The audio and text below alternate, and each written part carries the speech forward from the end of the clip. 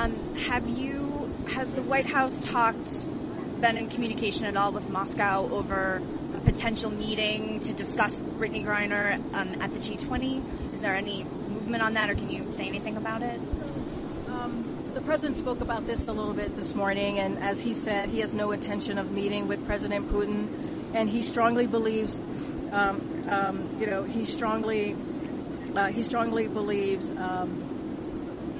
that the Russians need to take the serious offer that we put forward on the table, or make a serious counter offer to negotiate, but in good faith.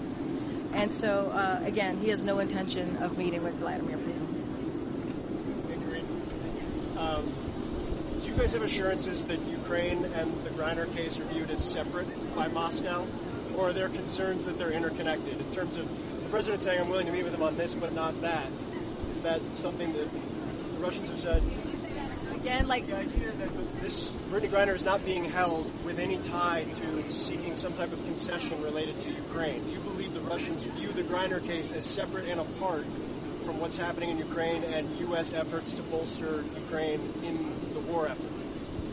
Look, I can't speak to how Russia is perceiving this. I can't speak to how they're thinking through this. What I can speak to is what I just said, which is that we have put a substantial offer on the table, a serious offer on the table.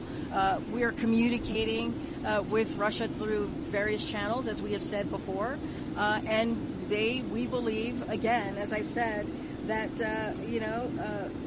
they should take this serious offer, or make a counter offer in good faith. And so, we have said this many, many times before. Brittney Griner and Paul Whelan are being wrongly detained, and we believe they should be released immediately. And that's always been our stance. Last time at the virtual fundraiser, the president said he had to leave to go deal with something related to Ukraine. Is there any readout of what he went to go handle? I didn't check in to see what he was talking about, so I don't have a specific readout on that particular comment by the president.